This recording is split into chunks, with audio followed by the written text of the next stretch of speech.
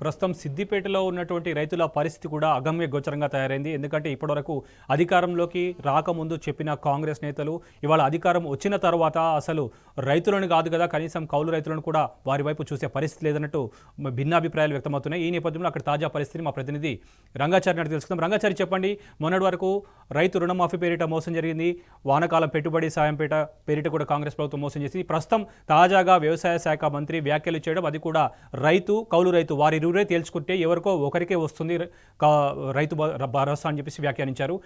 దీన్ని ఎలా చూడాలంటారు? ముఖ్యంగా అన్ని సరైన ధృవపత్రాలు, పట్టాదారు పాస్బుక్, బ్యాంక్ అకౌంట్లో ఉన్న వారికే ఇప్పటికే రుణమాఫీ జరగలేదు. అలాంటి వారు ఇవాళ అధికారులను సైతం అక్కడ బ్యాంకులలో బందీగా చేసి వాళ్ళు తక్షణమే రుణమాఫీ పూర్తి స్థాయిలో నెరవేర్చాలని చెప్పేసి కూడా డిమాండ్ చేస్తున్న పరిస్థితి మనం చూస్తున్నాం. ఈ నేపథ్యంలో సిద్దిపేట జిల్లాలో ప్రత్యేకించి రైతులకు పడుతున్న గోసలు ఏ విధంగా ఉన్నాయి? Good evening Shobhan. ముఖ్యంగా మీరు చెప్తున్నది నిజం. ఇప్పటి వరకు మన మిత్రులు చెప్పింది కూడా అక్షరాల సత్యంగా చెప్పుకోవచ్చు. ఎందుకంటే కొండ నాలుకకు మందేస్తే ఉన్న నాలుక ఊడింది అనే ఒక సామెత మన తెలంగాణలో చాలా ప్రచారం ఉంటుంది. అది అక్షరాల ఇవాళ సత్యమైనట్టుగా మనకు చాలా స్పష్టంగా అర్థమవుతూ ఉన్నది. ఎందుకంటే ఒకవైపు ముఖ్యమంత్రి రేవంత్ రెడ్డి చేసిన ప్రకటన కావచ్చు, ఈరోజు రాష్ట్ర వ్యవసాయ శాఖ మంత్రి తుమ్మల నాగేశ్వరరావు చేసినటువంటి ప్రకటన ఏదైతే ఉందో అది పూర్తిగా రైతుల్ని వంచనకు గురి చేసిందని చెప్పవచ్చు. ఒక రకంగా మనం ఆలోచిస్తే వీళ్ళ ఆలోచన, వీళ్ళు చెప్తున్న స్టేట్మెంట్ చూస్తూ ఉంటే చాలా స్పష్టంగానే వీళ్ళందరూ రైతులనే కాదు అందరినీ కూడా వంచాలని ఒక ప్రణాళికాబద్ధంగా ఒక మేనిఫెస్టో తయారు చేసుకున్నట్టుగా మనకు చాలా స్పష్టంగా అర్థమవుతుంది. ఎందుకంటే గత ఎన్నికల కంటే ముందు పిసిసి అధ్యక్షుని హోదాలో ఉన్నటువంటి రేవంత్ రెడ్డి చాలా సందర్భాల్లో చాలా పథకాలకు సంబంధించి అనేక సందర్భాల్లో మీడియా మిత్రులు కానీ జర్నలిస్టులు కానీ అడిగిన ప్రశ్నలకు చాలా సూటిగా ఆయన సమాధానాలు చెప్పారు. అటు రైతు భరోసాకు సంబంధించిన విషయం కావచ్చు, మేము ఖచ్చితంగా ప్రతి రైతుకు కూడా దాదాపు 15,000 రూపాయలు ఎకరానికి అందజేస్తామని చెప్పి ఆయన చాలా స్పష్టంగా చెప్పడం జరిగింది.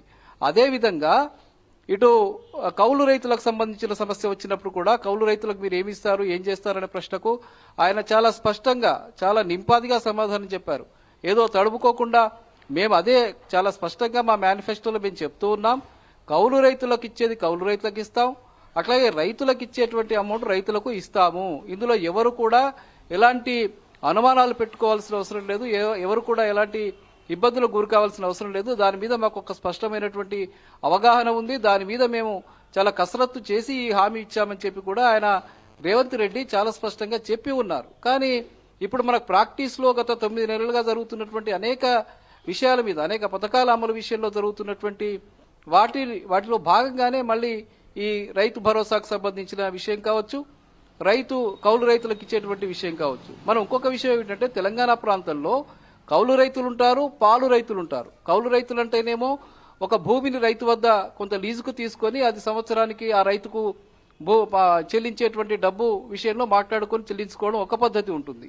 మరికొంతమంది రైతులైతే పాలుకు తీసుకుంటారు. అంటే ఒక రైతు వద్ద భూమిని పాలుకు తీసుకుని అందులో పండినటువంటి పంటలో సగభాగాన్ని ఆ రైతుకి ఇచ్చేటువంటి పద్ధతి ఇంకొక పద్ధతి ఉంటుంది. ఇట్లా 2 రకాల పద్ధతిలో రైతులు భూ యజమాని నుంచి తీసుకుని పంటలు పండించేటువంటి పరిస్థితి ఉంటుంది. అదే పద్ధతిలో ముఖ్యంగా ఉమ్మడి మెదక్ జిల్లాలో ఇటు సిద్దిపేట జిల్లా కావచ్చు, సంగారెడ్డి కావచ్చు, అటు మెదక్ జిల్లా కావచ్చు, ఈ 3 జిల్లాల్లో కలిసి దాదాపు మనకున్న సమాచారం మేరకు 10-12 లక్షల మంది రైతులు ఉంటారు. అందులో దాదాపు 2 నుంచి 3 లక్షల మంది వరకు ఈ పద్ధతిలో కౌలుకు పాలకు తీసుకుని వ్యవసాయం చేసేటువంటి రైతులు కూడా ఉంటారు. ఎందుకంటే వాళ్ళకు భూమి ఉండదు, సాధారణంగా వ్యవసాయ కూలీలుగా ఉంటారు కాబట్టి వాళ్ళు ఆ భూమిని తాము తీసుకొని పండించేటువంటి పంట ఉంటుంది. అట్లా ఉన్న సందర్భంలో అయితే భూమిపై మాత్రం వాళ్ళకి హక్కులు ఉండవు. రైతుకు వాళ్లకు మధ్యటువంటి ఒప్పందాల ద్వారా వాళ్ళు చేసుకుంటారు.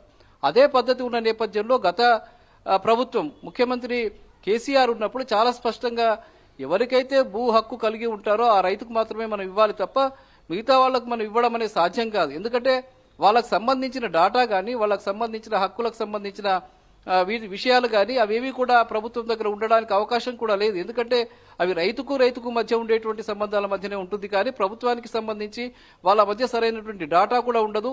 ఎవరైతే పట్టా భూమి కలిగి ఉంటారో వాళ్ళకు సంబంధించిన డాటా పూర్తిగా రైతులకు ఉంటుంది. అట్లా ఉన్న రైతులకు మాత్రమే ఆ రైతులకు మనం భూ యజమానికి మాత్రమే ఇవ్వాల్సి ఉంటుందని చెప్పి ఆయన చాలా స్పష్టంగా చెప్పారు. అది అమలు చేశారు. దానికి ఎక్కడ స్లాబ్ కూడా పెట్టలేదు. అన్ని ఎకరాల రైతులకు కూడా ఇవ్వడం జరిగింది. తెలంగాణ ప్రాంతంలో కొద్ది మంది ఒక 5 నుంచి 6% మంది 10-20 ఎకరాలు, 30 ఎకరాలు, 40 ఎకరాల రైతులు ఉంటారు తప్ప చాలా మంది మాత్రం చిన్న సన్నకారు రైతులే ఉంటారు. 2 ఎకరాలు, 3 ఎకరాలు, 5 ఎకరాలు ఉన్న రైతుల సంఖ్యనే ఎక్కువగా ఉంటుంది. దాదాపు 80-90% రైతులు ఆ పద్ధతిలోనే ఉంటారు. కాబట్టి వాళ్ళందరికీ న్యాయం చేయాలని చెప్పి ఆయన చాలా రంగచారి ఎవరిని అడగకపోయినా నాటి బీఆర్ఎస్ ప్రభుత్వం రైతు సంక్షేమం కోసం అనేక పథకాలను ప్రవేశపెట్టింది. వాటిలో భాగంగా చూసుకోవచ్చు మనం రైతు బంధు కావచ్చు, రైతు భరోసా కావచ్చు. కానీ ఇప్పుడున్న ప్రభుత్వం అడిగినా కూడా రైతు భరోసా ఇవ్వదు, రైతు బీమా ఇవ్వదు, రైతు రుణమాఫీ కూడా చేయలేదు. సో కాంగ్రెస్ పార్టీని నమ్ముకుంటే కుక్కతోక పట్టుకొని గోదావరి ఈదినట్టే అని స్వయాన రైతులు కూడా ఇవాళ చెబుతున్న పరిస్థితి. ఒకవైపు రైతులు జిల్లాలను వదిలేసి ప్రజాభవన్ వద్దకు వచ్చేసి కంచెలు దాటుతున్నా కూడా పోలీసులు అరెస్ట్ చేస్తున్నారు. ఈ నేపథ్యంలోనే సంచలనంగా మారినటువంటి వ్యవసాయ శాఖ మంత్రి వ్యాఖ్యలు ఏ రకంగా చూసుకోవాలంటారు? మీరు చెప్పింది అక్షరాల సత్యం. ఎందుకంటే గత ముఖ్యమంత్రి అడగకుండానే రైతులకు అన్ని చేసి పెట్టాడు. ఎవరికి సమస్యలేంటి, రైతులకు సమస్యలేంటియో ఆయనకు చాలా స్పష్టంగా అవగాహన ఉంది. ఆయన ఒక రైతుగా ఏమేమి ఇబ్బందులు ఉంటాయో స్పష్టంగా తెలుసు. కాబట్టి రైతు బంధు, రైతు బీమా లాంటి పథకాలు, ఉచిత కరెంటు లాంటి పథకాలు, వాళ్ళకు కాళేశ్వరం ప్రాజెక్టు ద్వారా ఉచితంగా నీళ్లు ఇచ్చేటువంటి ప్రక్రియ, ఇవన్నీ చేసి చూపించారు. దానివల్ల రైతుల్లో ఒక భరోసా వచ్చింది. అద్భుతమైనటువంటి పంటలు పండించినటువంటి వైఖరిని కూడా మనం గత 7-8 సంవత్సరాల వ్యవధిలో మనం చూసి ఉన్నాం. కానీ వీళ్ళు మాత్రం చాలా స్పష్టంగా ఒక రైతుని వంచడం కోసమే ఇదంతా తీసుకొచ్చినట్టు చాలా స్పష్టంగా అర్థమవుతుంది. అందులో భాగంగానే వాళ్ళ ఒకవైపు రైతు రుణ మాఫీకి సంబంధించిన అనేక పిల్లి మొగ్గలు వేస్తున్నారు. 2 లక్షల రుణమాఫీ అయిందని చెప్పి మోసం చేశారు. 2 లక్షల రుణమాఫీ కాని రైతులు అనేక మంది ఉన్నారు. 2 లక్షలే కాదు, దాదాపు 1,50,000 రూపాయల రుణాలు మాఫీ అయినటువంటి రైతులు కూడా, కానిటువంటి రైతులు కూడా చాలా మంది రోడ్ల మీదకి వచ్చి వాళ్ళు ఆందోళన చేస్తున్నటువంటి పరిస్థితి. నిన్నగాక మొన్న మీరు చెప్పినట్టు రైతులంతా కూడా ప్రజాభవన్ ముట్టడికి కూడా బయలుదేరి వెళ్తున్న సమయంలో ఇవాళ వీళ్ళు ప్రజాపాలన అని చెప్పుకుంటూ ఉన్నారు, ప్రజాస్వామిక పాలన అని చెప్పుకుంటూ ఉన్నారు. మేమంతా చాలా పారదర్శకంగా పాలన కొనసాగిస్తాము, ఎవరిని ఇబ్బందులకు గురి చేయమని చెప్తున్నారు. కానీ చాలా విచిత్రంగా అసలు ఒక మనిషి బయటకు అడుగు పెట్టలేనటువంటి పరిస్థితి ఇవాళ నెలకొన్నది. ముఖ్యంగా ప్రతిపక్షాల లీడర్లు నిన్న ప్రజాభవన్ ముట్టడికి బయలుదేరినటువంటి రైతులకు మద్దతుగా వెళ్తే కూడా వాళ్ళని హౌస్ అరెస్ట్ చేసినటువంటి పరిస్థితి. ఇక ప్రజాభవన్ ముట్టడికి బయలుదేరుతున్న రైతుల్ని ఎక్కడికక్కడ అరెస్ట్ చేసి అక్కడ ప్రజాభవన్ ముందు కంచెలు వేసి అనేక రకాల ఇబ్బందులకు గురి చేసినటువంటి పరిస్థితి. చాలా మంది రైతుల్ని నిర్బంధించి నిన్న సాయంత్రం వరకు చెప్పాలంటే అన్నం పెట్టే రైతన్నకు ఇవాళ సున్నం పెట్టే కార్యక్రమాన్ని కాంగ్రెస్ పార్టీ ఖచ్చితంగా చేపడుతున్నట్లే అనుకోవచ్చు. ఎందుకంటే పిసిసి అధ్యక్షుడి హోదాలో నాటి రేవంత్ రెడ్డి ఒక మాట చెప్పారు, ఇప్పుడు సీఎం అయిన తర్వాత మరో మాట, మంత్రి గారిది వ్యవసాయ శాఖ మంత్రి గారిది మరో మాట, మొత్తంగా చూస్తే మిగతా మంత్రులది ఒక మాట, అసలు పార్టీదే ఒక మాట కాదు.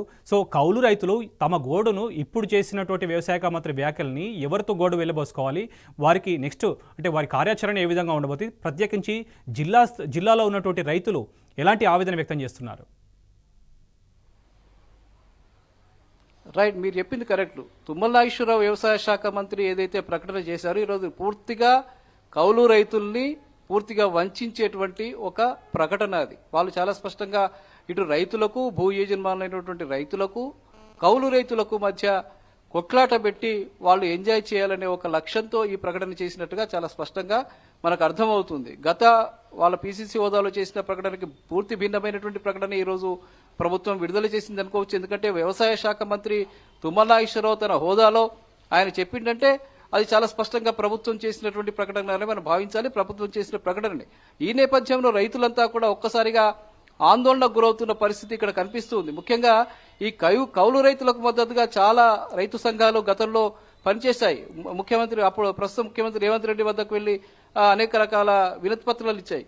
రైతు స్వరాజ్య వేదిక అనే ఒక సంస్థనైతే పూర్తిగా కాంగ్రెస్ పార్టీని భుజాన మోసుకుని గత ఎన్నికల్లో కౌలు రైతులకు మేము ఇచ్చేస్తామని చెప్పి వాళ్ళు చెప్పిండ్రు, కాబట్టి మీరు కౌలు రైతులంతా కూడా కాంగ్రెస్ పార్టీకి ఓటు వేయాలని చెప్పి వాళ్ళు గ్రామాల్లోకి వెళ్లి ప్రచారం చేసినటువంటి పరిస్థితి కూడా ఆ సంస్థ వాళ్ళు చేసినటువంటి పరిస్థితి. కానీ ఇప్పుడు మాత్రం వాళ్ళు ఎవరు ఇప్పటి వరకు కూడా మనకు నోరు మెదిపినటువంటి పరిస్థితి కనిపించింది. గ్రామ స్వరాజ్య వేదిక కానీ గ్రామ స్వరాజ్య వేదికకు సంబంధించిన నాయకులు కానీ ఇప్పటి వరకు ఎవరు ఈ విషయంలో మాట్లాడడం లేదు. మరి రేవంత్ రెడ్డితో వాళ్ళకి ఏమి ఇబ్బందులు ఉన్నాయో తెలియదు, కానీ వాళ్ళైతే ఇప్పటి వరకు మాట్లాడినటువంటి పరిస్థితి కనిపించడం లేదు. కానీ రైతుల్లో మాత్రం చాలా ఆవేదన నెలకొంది. వీళ్ళు మనల్ని నమ్మించి మోసం చేసింది ఈ ప్రభుత్వం. రేవంత్ రెడ్డి చేసిన బోగస్ ప్రకటనతోటి వాళ్ళంతా కూడా ఆందోళన చెందుతున్నటువంటి పరిస్థితి. అటు కౌలు రైతులు, పాలు రైతులు, ముఖ్యంగా ఇటు మరొక వైపు రైతులు వీళ్ళంతా ఎవరికి కూడా న్యాయం జరిగినటువంటి పరిస్థితి లేదు. కౌలు రైతులకు లేదు, రైట్. ఈ పాలు తీసుకున్నటువంటి రైతులకు లేదు, భూ యజమానులైనటువంటి రైతులకు కూడా ఎక్కడా లేదు. వాళ్ళకు కూడా ఇప్పటి వరకు రైతు భరోసా డబ్బు కానీ రైతు భరోసాకు సంబంధించిన అమౌంట్ కానీ ఇప్పటి వరకు రానటువంటి పరిస్థితి.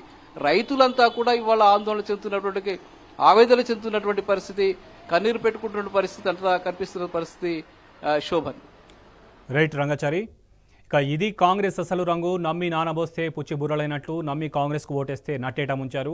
అన్నవసరానికి పోతే ఉన్న వస్త్రం పోయినట్టు రైతు బంధు పోయింది. రైతు భరోసా అడ్రస్ లేదు, రైతు బంధు లేదు, భరోసా రాదు. కాంగ్రెస్ పార్టీని నమ్ముకుంటే కుక్కదోక పట్టుకొని గోదావరి ఇదినట్టే.